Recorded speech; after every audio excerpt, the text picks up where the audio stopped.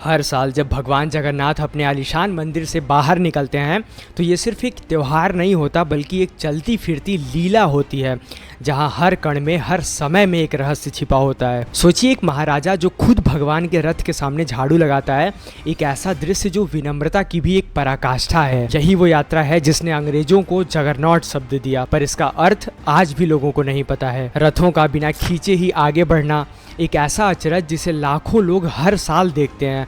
और क्यों भगवान की मूर्ति के पास हाथ पैर नहीं है, बस विशाल आंखें हैं। ये सिर्फ मूर्ति है या पूरे ब्रह्मांड का स्वरूप? ये सिर्फ बाहरी उत्सव नहीं है, ये हमारी आत्मा की पुकार है। आइए इस ब्रह्मांडी नाटक की परतों को खोलें और जाने कि क्या है इन सभी बातों का रहस्य। आज हम एक ऐसी यात्रा के बारे में बात करने जा रहे हैं जो सिर्फ एक महोत्सव नहीं है बल्कि ब्रह्मांड की चलायमान एक लीला है। हम बात कर रहे हैं जगन्नाथ यात्रा की। ये रथ यात्रा कोई साधारण त्योहार नहीं है, ये एक ऐसी दिव्य लीला है जिसमें हमारा भौतिक शरीर, हमारी आत्मा और परमात्मा, ये तीनों की यात्रा छिपी हुई है। आप देखते हैं हर साल उड़ीसा के पुरी नगर में जब भगवान जगन्नाथ, उनके बड़े भाई बलभद्र और बहन सुभद्रा तीनों रथ पर बैठकर अपने मंदिर से बाहर निकलते हैं, तब ऐसा लगता है जैसे खुद ब्रह्मांड ही चल पड़ा हो। सोचिए कैसा अद्भुत नज़ारा होता होगा। पर ये यात्रा सिर्फ आंखों से देखी जाने वाली बात नहीं है बल्कि ये दृश्य रहस्यों से भरी हुई है और एक बहुत गहरी कथा है। आइए इसे साथ में समझते हैं। एक बात पर कभी गौर किया होगा आपने, आमतौर पर हम भगवान को मंदिरों में स्थापित करते हैं, उन्हें एक जगह पर विराजमान करते हैं ताकि भक्त उनके दर्शन कर सकें। लेकिन जगन्नाथ जी वो तो खुद अपने भक्तों के पास चल कर आते हैं। साल में एक बार वो अपनी आलीशान मंदिर को छोड़कर अपने भक्तों से मिलने के लिए निकल पड़ते हैं। आखिर क्यों? इसका आध्यात्मिक अर्थ बहुत गहरा है। देखिए ये सिर्फ एक उत्सव नहीं है, ये एक जीव और ब्रह्म का मिलन है। ठीक वैसे ही जैसे हमारी आत्मा इस भौतिक संसार में भटकती है, कभी सुख में, कभी दुख में, कभी मोह माया में फंसी रहती है और फिर अंत में परमात्मा ही उसे अपनाता है, उसे अपनी शरण में लेता है। उसी तरह जगन्नाथ जी भी अपने मूल स्थान पुरी मंदिर को छोड़कर गुडीचा मंदिर तक जाते हैं। और अब आप पूछेंगे कि गुडीचा मंदिर है क्यों?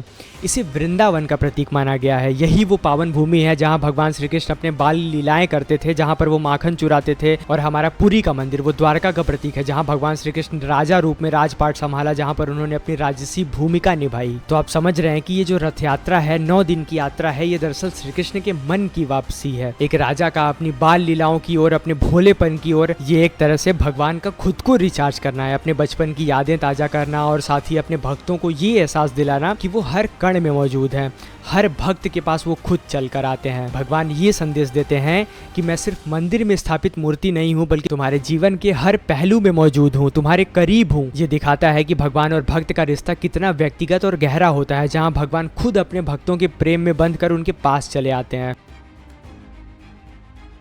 अब जरा इन 3 रथों पर भी आप नज़र डालिए।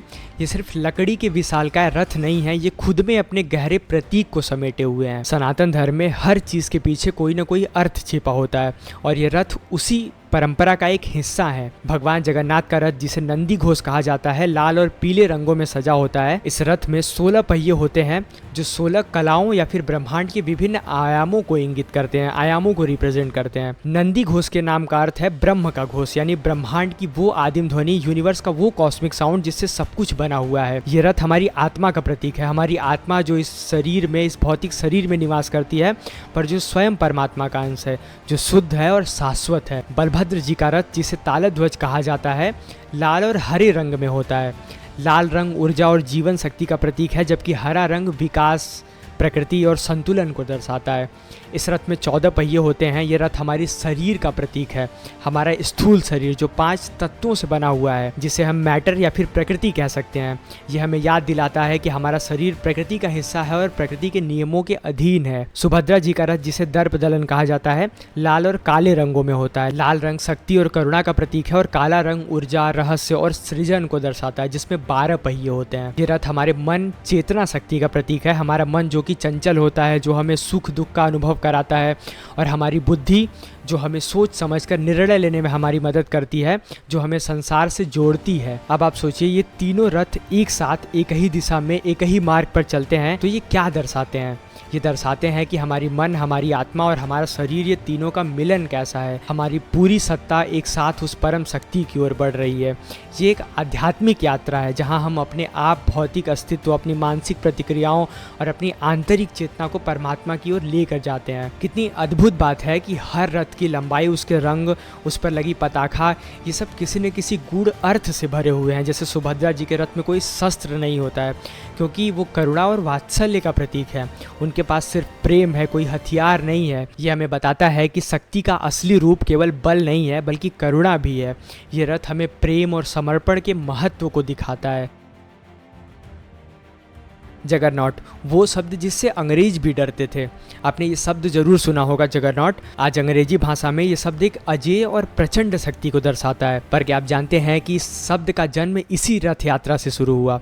ये कोई मूल अंग्रेजी शब्द नहीं था। जब ब्रिटिश लोग 18वीं 19वीं शताब्दी में भारत आए तो उन्होंने पुरी की इस विशाल यात्रा को देखा और वो पूरी तरह से चौंक गए। उनके लिए ये बिल्कुल एक नया और अविश्वसनीय अनुभव था। हजारों की संख्या में लोग, एक विशाल रथ और एक अकल्पनीय शक्ति जिससे लोग उस रथ को खींचते चले जा रहे थे। उनके लिए ये एक अनस्टॉपेबल फोर्स था। उन्हें समझ में नहीं आ रहा था कि ये इतनी बड़ी भीड़ एक साथ बिना किसी स्पष्ट नेता के कैसे इतनी ताकत के साथ विशाल रथ को खींच रही है। वो यूरोपीय विचारधारा में बंधे हुए थे, जहां भीड़ को नियंत्रित करने के लिए स्पष्ट कमांड और अनुशासन की आवश्यकता होती थी।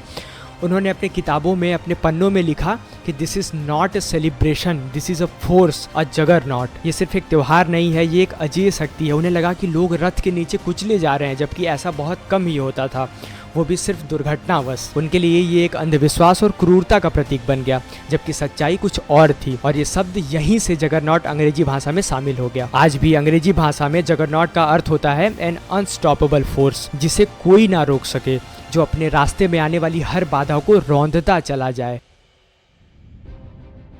क्या रथ अपने आप चलता है? ये सवाल हर उस व्यक्ति के मन में आता है जिसने रथ यात्रा के अद्भुत नज़ारे को देखा है या उसके बारे में सुना है। रथ खींचते वक्त ऐसा लगता है कि उसमें कोई दैविक शक्ति काम कर रही है। कई बार तो ऐसा भी होता है कि रथ खुद चलने लगता है। भले ही खींचने वाले लोग थोड़ी देर के लिए रस्सी को ढीला कर देते हैं, रस्सियां ढीली पड़ जाती हैं, फिर भी वो रथ चलता रहता है। कभी कभी जमीन भीगने के बावजूद, मिट्टी दलदली होने के बावजूद भी वो रथ रुकता नहीं है, बल्कि आगे बढ़ता रहता है, जैसे कोई अदृश्य शक्ति उसे खींच रही हो और अपने आप ही उसे रोक रही हो। और एक और चौंकाने वाली बात यह है कि रथ को मोड़ नहीं सकते हैं, वो सिर्फ एक सीधी रेखा में चलते हैं। सोचिए, इतने विशाल रथ, भारी भरकम, और वो एक सिर्फ सीधी रेखा में चलते हैं अपने गंतव्य तक, बिना किसी दिशा परिवर्तन के। ये अपने आप में इंजीनियर के लिए भी एक रहस्य है। वैज्ञानिक इस पर अपनी सफाई देते हैं कि एक हाई टॉर्क पहिया है, इसकी प्रिसीजन अलाइनमेंट होती है और लाखों लोग की सामूहिक ताकत जो है वो एक साथ काम करती है। वे गुरुत्वाकर्षण, घर्षण और सामूहिक बल के सिद्धांत का हवाला देते हैं, लेकिन सच तो इनकी कल्पना से भी परे है। पुरी के कई स्थानीय लोग हैं जिन्होंने अपनी आंखों से इस यात्रा को देखा है और बताते हैं कि कुछ पल तो ऐसा होता है कि जब रस्सियां ढीली हो जाती हैं और रथ आगे बढ़ता रहता है और ऐसा लगता है कि कोई अदृश्य शक्ति उसे धकेल रही है। और कभी कभी ऐसा होता है कि सभी लोग मिलकर रस्सियां खींच रहे होते हैं, फिर भी रथ आगे नहीं बढ़ता। जब लाखों लोग एक ही साथ, एक ही भाव में किसी चीज को डूब कर कार्य कर रहे होते हैं,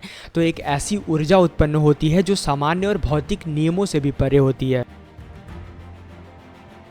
एक सच्चा राजा कौन होता है?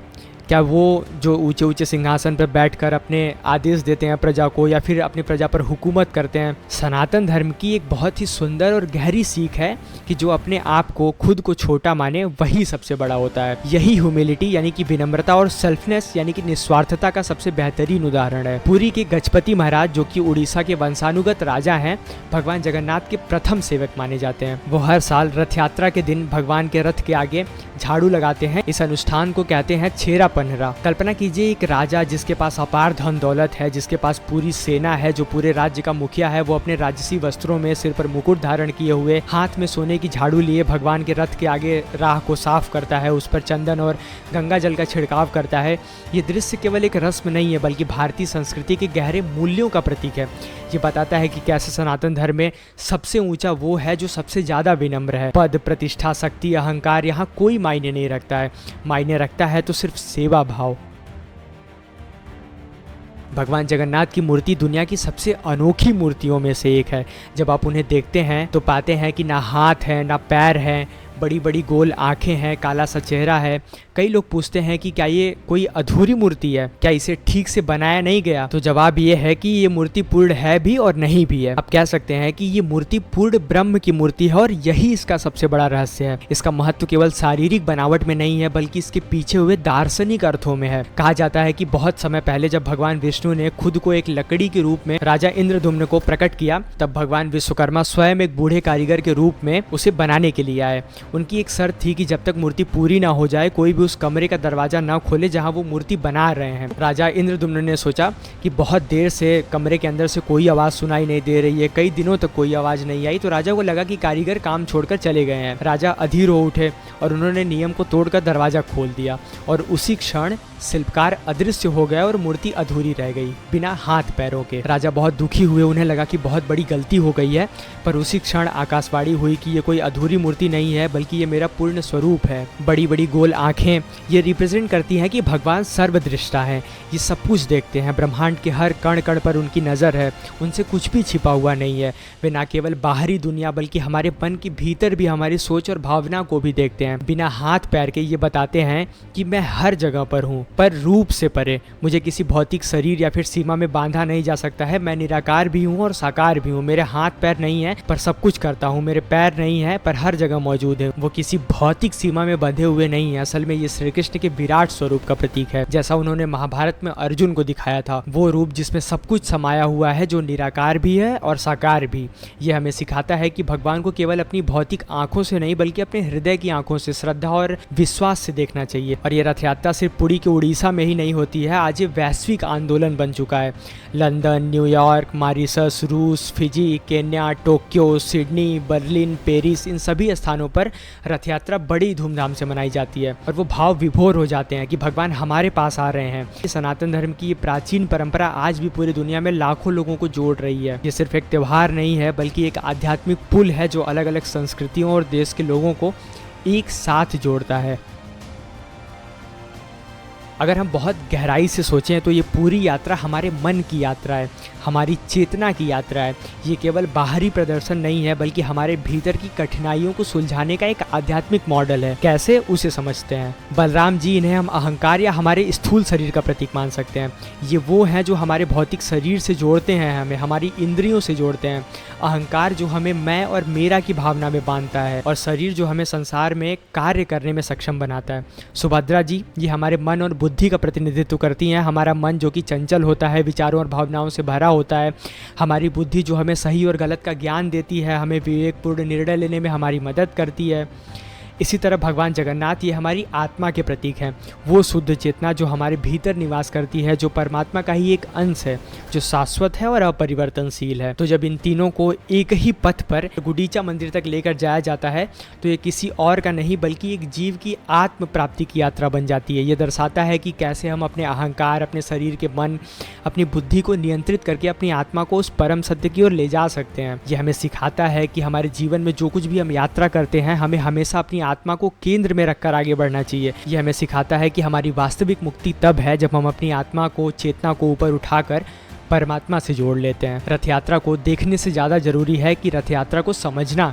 ये सिर्फ एक बाहरी उत्सव नहीं है बल्कि हमारे अंदर की यात्रा भी है। अब जब भी आप रथ के आगे चलिए या फिर उसे टीवी पर देखिए तो याद रखिए कि आप सिर्फ भगवान को नहीं खींच रहे हैं बल्कि आप स्वयं को, अपने मन को, अपने शरीर, अपनी आत्मा को उस परम शक्ति की ओर खींच रहे हैं। ये जो रथ यात्रा है ये हमें सिखाती है कि हमारे जीवन भी एक यात्रा है और हमारी ये जो आत्मा है अपनी यात्रा को उस भगवान में लगाना है। ये सिर्फ भगवान की यात्रा नहीं है, ये हमारे अपने अंदर की और मुक्ति की भी यात्रा है। अगर ये बातें आपको अच्छी लगी हो, ये वीडियो आपको अच्छा लगा हो तो लाइक जरूर कीजिएगा, क्योंकि रथ यात्रा के पीछे का आध्यात्मिक रहस्य हर एक सनातनी को पता होना चाहिए। और हाँ, कमेंट में लिखिएगा कि जब आप रथ यात्रा में शामिल हुए थे तो आपके लिए सबसे अद्भुत पल कौन सा था। जय जगन्नाथ।